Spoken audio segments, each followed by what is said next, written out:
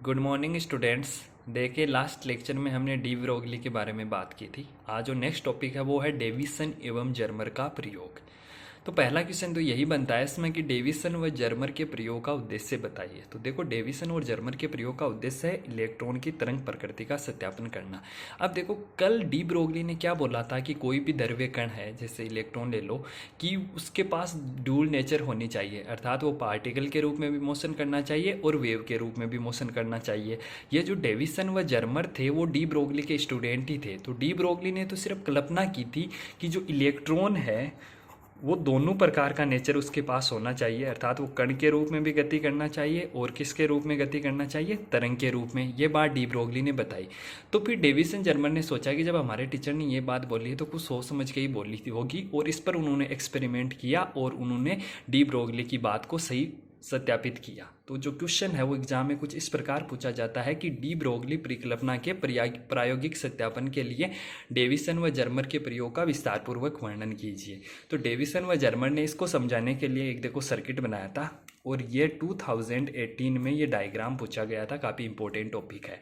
तो देखो इस डायग्राम में होता क्या है कि एक इलेक्ट्रॉन गन होती है और यहाँ पे पोटेंशियल डिफरेंस लगाया जाता है, यानी वोल्टेज को हम कम ज़्यादा कर सकते हैं अपने हिसाब से। यहाँ पर एक निकल क्रिस्टल होता है, यहाँ पर एक मूविंग डिटेक्टर होता है जिसको सहसूचक बोला जाता है, यहाँ पर एक आयनन कोष्ठ होता है जिसमें कुछ गैसेज भरी रहती है जैसे CO2, SO2, और उसके साथ लगा रहता है इलेक्ट्रोमीटर जो क्या करता है, करंट को मेजर करता है या वोल्टेज को मेजर करता है। अब देखिए मैं सबसे पहले बात करता हूँ इलेक्ट्रॉन गन की। इलेक्ट्रॉन गन, अब देखो गन से स्पष्ट है कि गन से आप गन का क्या उपयोग लेते हो, गोलियां चलाने के लिए, लेकिन हम तो एक एक्सपेरिमेंट की बात कर रहे हैं तो यहाँ हम गोलियां तो चला नहीं सकते। तो देखो इसका पूरा नाम पढ़ो, इलेक्ट्रॉन गन। इसका मतलब इससे आप क्या चलाओगे, इलेक्ट्रॉन्स चलाओगे। इस गन से इलेक्ट्रॉन्स निकलेंगे। तो कैसे निकलेंगे, तो देखो मैं आपको इलेक्ट्रॉन गन की स्ट्रक्चर समझाता हूँ। इलेक्ट्रॉन गन में क्या होता है, एक टंगस्टन का फिलामेंट होता है। यह टंगस्टन का फिलामेंट है, इसके ऊपर बेरियम ऑक्साइड का लेप किया जाता है। क्या होता है इसमें, टंगस्टन का एक तंतु होता है या फिलामेंट होता है, उसके ऊपर बेरियम ऑक्साइड का लेप किया जाता है। जैसे यहाँ से आप वोल्टेज बढ़ाओगे तो होगा क्या, ये टंगस्टन गर्म होगा, और जैसे ही टंगस्टन गर्म होगा तो जो ये बेरियम ऑक्साइड है इसमें उपस्थित इलेक्ट्रॉनों को क्या होगी, ऊर्जा मिलेगी और वो इलेक्ट्रॉन बाहर निकल आएंगे। तो यह है इलेक्ट्रॉन गन का काम। रिपीट कर रहा हूँ कि इलेक्ट्रॉन गन में एक टंगस्टन का तंतु होता है, उसके ऊपर बेरियम ऑक्साइड का लेप होता है।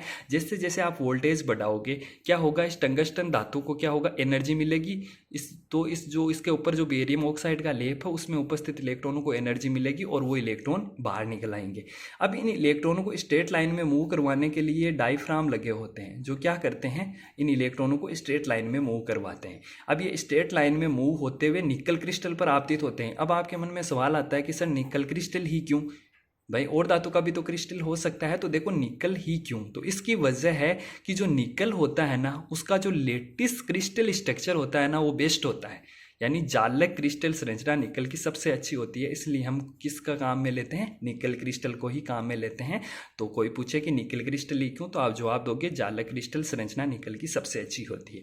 अब यहाँ पे ये इलेक्ट्रॉन आपतित होकर टकरा कर ये इस डायरेक्शन में आएंगे। तो यहाँ पे एक मूविंग डिटेक्टर लगा होता है, इसको आप मूव करवा सकते हो, आगे भी जा सकता है, ये पीछे भी जा सकता है। तो देखो जब यहाँ पे इलेक्ट्रॉन टकराएंगे तो हो सकता है कुछ इलेक्ट्रॉन इधर भी जा सकते हैं, कुछ इलेक्ट्रॉन इधर भी जा सकते हैं। तो ये मूविंग होता है, मतलब अगर इलेक्ट्रॉन इधर जा रहा है तो ये इधर मूव कर लेगा, इलेक्ट्रॉन इधर आ रहा है तो ये क्या हो जाएगा, इस डायरेक्शन में मूव करेगा। तो यहाँ से इलेक्ट्रॉन इस आयनन कोष्ठ पर आपतित होते हैं। आयनन कोष्ठ में क्या होते हैं, कुछ गैस से भरी होती है जैसे CO2, SO2। अब जब ये इलेक्ट्रॉन, इनके पास एनर्जी होती है और जब ये आयनन कोष्ठ पे आपतित होते हैं तो इसमें जो गैसें होती हैं इनको आयनित कर देते हैं। और आपको पता है जब ये आयन मूव करेंगे तो कुछ करंट बनेगा या कुछ वोल्टेज डेवलप होगी, जिसको कौन मापता है, इलेक्ट्रोमीटर। तो ये है डेविसन जर्मर का एक्सपेरिमेंट का डायग्राम। तो मैं थ्योरी समझा चुका हूँ कि इलेक्ट्रॉन गन से इलेक्ट्रॉन निकलेंगे, वो निकल क्रिस्टल पर आपतित होंगे, निकल क्रिस्टल से टकराकर वो विवर्तित होते हैं। तो उसको आप मूविंग डिटेक्टर की सहायता से आप क्या करोगे, डिटेक्ट करोगे और यहाँ करंट और वोल्टेज का मेजर करोगे। अब देखिए आगे, अब जब आप आयनन इसको आप घुमाओगे तो आप देखोगे कि इलेक्ट्रॉन की तीव्रता आपको मैक्सिमम कहाँ और किस एंगल पर प्राप्त होती है। देखिए ये एंगल है थीटा, तो आप देखोगे कि जो यहाँ पे जो इलेक्ट्रॉन आ रहे हैं उनकी तीव्रता मैक्सिमम कब होगी, कितने मतलब तीव्रता का मान कितना होगा और कौन सा एंगल होगा। तो देखिए जब ये एक्सपेरिमेंट हुआ तो देखा गया कि जो मैक्सिमम तीव्रता है उसका मान तो आपको प्राप्त हुआ 54 वोल्ट, और किस एंगल पर प्राप्त हुआ 50 डिग्री पर। तो आइए हम देखते हैं कि यहाँ पर इलेक्ट्रॉन पुंज आपने क्या किया, निकिल क्रिस्टल पर आपतित करवाया। तो निकिल क्रिस्टल के अंदर दो परमाणु के जो मध्य की डिस्टेंस होती है वो होती है 2.15 एंगस्ट्रम। तो यहाँ से ये टकराकर विवर्तित हो गए। तो डेविसन व जर्मर प्रयोग द्वारा विवर्तित इलेक्ट्रॉन पुंज से संबंधित तरंग का अगर मैं तरंग दैर्घ्य निकालूं तो देखो एक ब्रेक नाम का साइंटिस्ट था, उसने अपनी एक इक्वेशन दी थी। वो इक्वेशन क्या थी कि डी साइन थीटा बराबर एन लेमडा। ये आप हायर स्टडीज में पढ़ेंगे, BSc MSc में आप पढ़ोगे ब्रेक इक्वेशन 12th क्लास में, उसके बारे में ज़्यादा डिटेलिंग नहीं है। तो देखो यहाँ से अगर मैं लेमडा निकालना चाहूँ तो D sine theta upon N.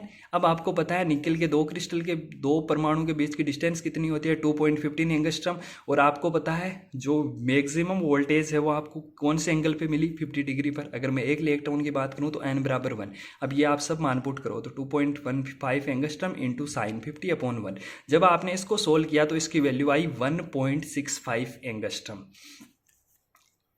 आगे देखो, अब अगर मैं डी ब्रोगली के अनुसार आपसे पूछूं कि इलेक्ट्रॉन से संबंधित तरंग दैर्घ्य, तो आपको याद हो तो लास्ट लेक्चर में हम बात कर रहे थे जो लेमडा इलेक्ट्रॉन का मान था वो था 12.27 अपॉन रूट वी एंगस्ट्रम।